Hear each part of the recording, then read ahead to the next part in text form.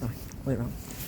Good morning, everybody. It's Ali here with some Border Force people and a security guard.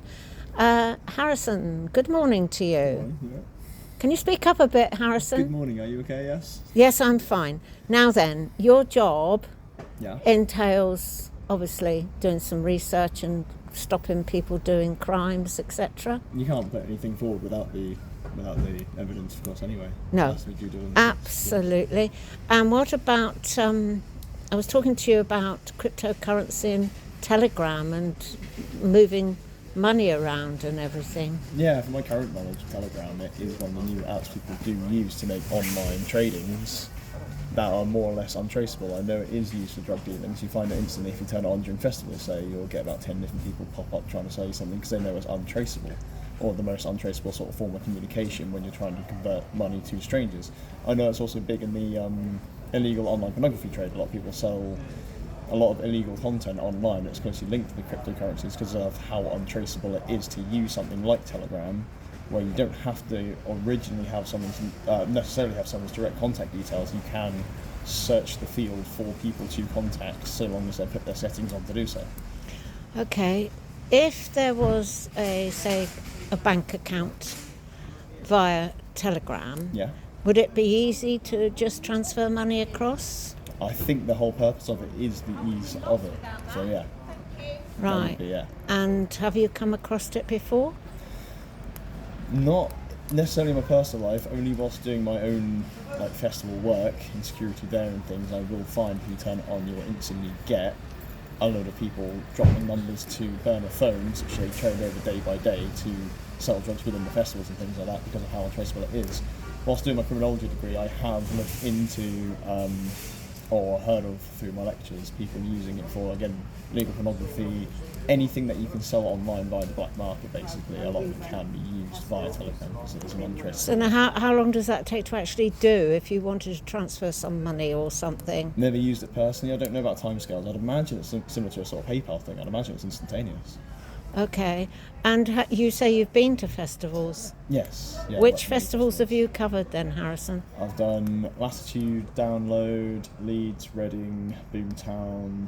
I've done some of those multiple times, but then there's day festivals I've worked at as well when I'm around sort of the southwest and east coast. Okay, that's lovely. And did you find a lot of drugs and things or not? Oh yeah, you get it all the time. People quite openly advertise drugs there. It's not. They know the right people to ask and how and where they will get away with it. But a lot of it's gone technical. A lot of it's a lot more technical based now. It's less people tapping you on the shoulder. It's a lot more people airdropping.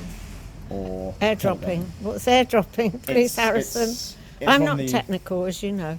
Airdropping's the Apple version of, again, similar sort of Telegram. You can open your requests up to anyone inside the local area, and they can simply drop you images or messages, so long as you've got your settings on to do so. And the moment you turn something like that on with 70,000 people in the festival, you'll get about 10, 20 messages come through with a phone number of a burner phone instantly saying, do you want this? Here's our prices for that. Ketamine, speed, cocaine, MDMA massively, prices, price lists. It's very open. And people know this. People go there purposely turning it on, knowing that anyone can send them messages within the festival to do so. Do they ever catch the people at the top, the people that actually give it to the dealers, or not? During festivals, no, not really. They occasionally will catch people smuggling it into the festival, like the big loads, but not too common. There was one case when I was working in Boomtown 2015. There was this entertaining case, all the confiscated drugs inside the back of this lorry. Someone actually tried to steal the keys and steal the lorry. They didn't get far. No, I bet they didn't. Where is Boomtown then? I've never heard of it. That's nearby Winchester. Oh, Winchester. Yeah. Okay. Right. Well, thank you very much for your time, Harrison. I think that's, very illuminating. And do they use honey trap girls to reel the dealers in, or what? No, not at all. I think a lot of the time it's just carelessness. I'll tell you the biggest thing that gets people caught at festivals and things. That's people who sell dodgy substances and things. So a lot of the time, it's more of a safeguarding thing at festivals. They know drugs are there, they just want a safe environment. So Boomtown is one of the original ones that have actually rolled out this thing where you can take drugs to a testing tent and get it tested to see if it's Really? pure. And this is all completely legal, it's all in cooperation with the police because they know they know drug taking is going on, and they know festivals are a place people experiment with drugs. So one of the main things they want is a safeguarding thing, because a lot of the overdoses you get at festivals aren't the drugs themselves, it's what the drugs were mixed with. Now, if a lot of drugs were mixed with harmful chemicals, or let's say someone's put a little bit of fentanyl inside some cocaine, suddenly you can get an 18-year-old not leaving the tent for 3 days and being found at the end of the festival. So to avoid that, it's a lot more of a safeguarding thing.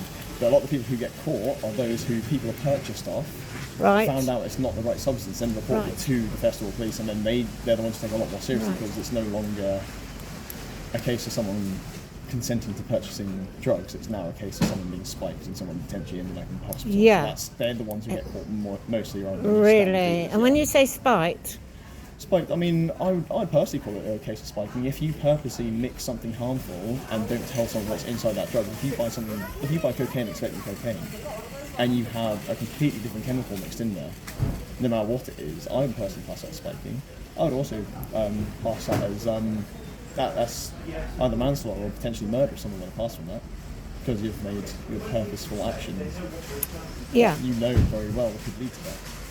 yeah. So, yeah. And what about the types of things they mix it with? Do you have any red flags on that, or? You get a lot of things. So, one of the most common drugs in the UK, and that's it's Western culture in general. Cocaine. Obviously, a lot of people buy cocaine. Festivals are very big on forms of ecstasy, so MDMA. But a lot of people take this outside the festivals, take it inside the festivals. But a lot of people don't bring their own drugs and they like to purchase it there, which means they're buying from dealers they don't know. And that's when you Right. get a lot of the